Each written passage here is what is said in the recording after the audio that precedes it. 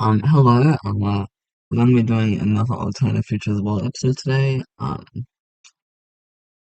Yeah, I don't really know how to start this. I think this is episode 14, maybe. I'm not entirely sure. But let's just get right into it. So in the last episode, I completely forgot that Niger and this Boko Rebellion country thing were at war. So I'm just gonna, yeah, deal with that. I think the Boko Rebellion had like made some like pretty good gains like over here, as far as I remember. And Niger had made a small offensive into this area, I think. I mean, no one like lives here. Less people live around here, but like still, you guys kind of in stalemate over here. Um, Kurdistan here because this Iraq region is practically has no soldiers left and is also part of Kurdistan. They easily take it over without much resistance. Now Turkey's kind of worried about this Kurdistan thing because if you don't know, there's also part of Kurdistan in Turkey. But Kurdistan kind of these Kurdistan rebels kind of agree that they will not invade Turkish lands, but no promising that Kurdistan rebels will eventually appear there. No promises. And I'm not saying that they will also. You know what I'm getting at. I hope you do, at least. Um, what's this country called again? Hang on. I think it's Turkey.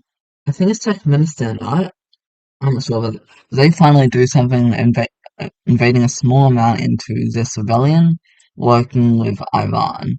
Eventually splitting it into two. However, despite this, the rebellion makes quite good gains. In fact, even threatening Tehran, which I think is around like here or something. Over here, this massive pocket of Kazakh resistance manages to push over to the Caspian Sea, allowing supplies from NATO to flood in and eventually prevent them from falling. China finally pulls itself together and starts to push back NATO forces in North Korea, recapturing Pyongyang, and, and also and also pushes communist forces out of their country. Uh, yep. Also invading into eastern Russia, or should I just call it Soviet, I'm not sure, and threatening some major population centers. Because I reckon most of the population is in this area and a small amount in like this area. Um, at the north, China pushes communists fighting communists, a bit interesting, but still. China pushes most of eastern Russia's forces out of Mongolia, however few remain. Over here in central Russia, they finally managed to break through central Russia's defenses and start to capture major population points, which they'd only recently captured in Kazakhstan. So they're not very like they haven't really accumulated into territory yet, so it's quite easy for rebellion to happen and easier to capture. Kazakhs this pocket manages to make counterattack, capturing quite a bit of capturing quite a lot of land and connecting up with other pockets, but is but suffering heavy casualties. Over back in Africa, the Boko Nation thing pushes Niger out of their territory and begins a massive invasion of heavily populated areas of Niger.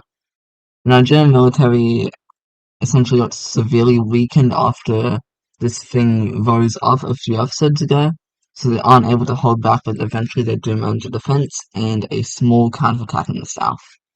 However, it's basically hopeless and just causes more casualties than it needed to. China attempts an invasion of the Philippines and manages a small foothold in this northern island, um, which I think is actually where the capital is. The capital is around here, and they establish a foothold but aren't able to push much further. In Taiwan, they push up to the capital again but are unable to capture it. Oh my god, I just realized I wasn't recording. Anyways, people get invaded. So yeah, that's the thing. Over here, Iran makes a major counterattack, separating these two, making a small counterattack against Kurdistan, and the further pushing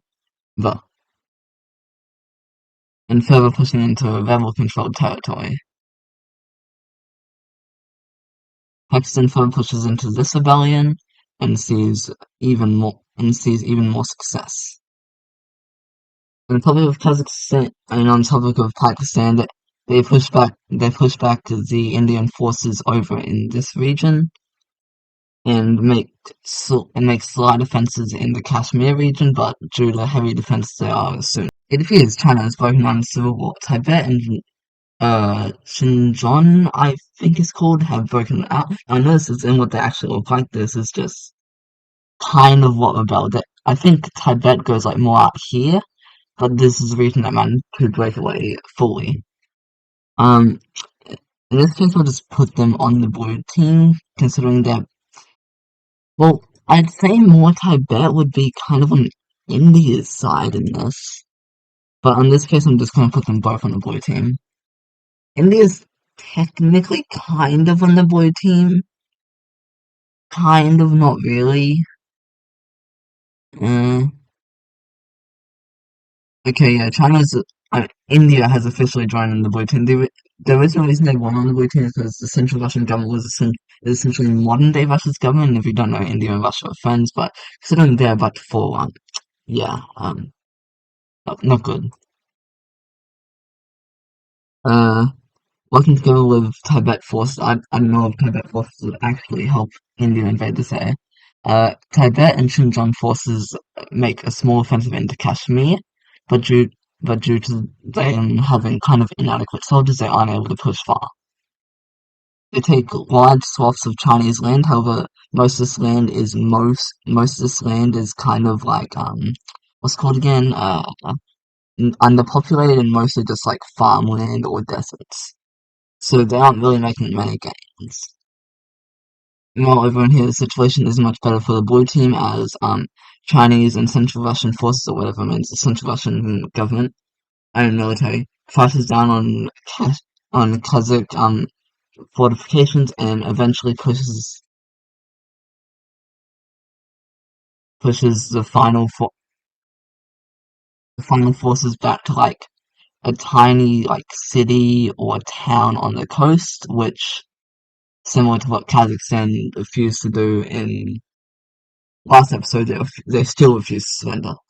Over down here in Laos, China makes some gains, recapturing Laos's capital, and even making some minor offensives into Thailand and Vietnam. But anyways, I think I'm going to end the video there. I hope this does good because these videos are quite easy and fun to make. And yeah, yeah, just I hope you enjoyed the video.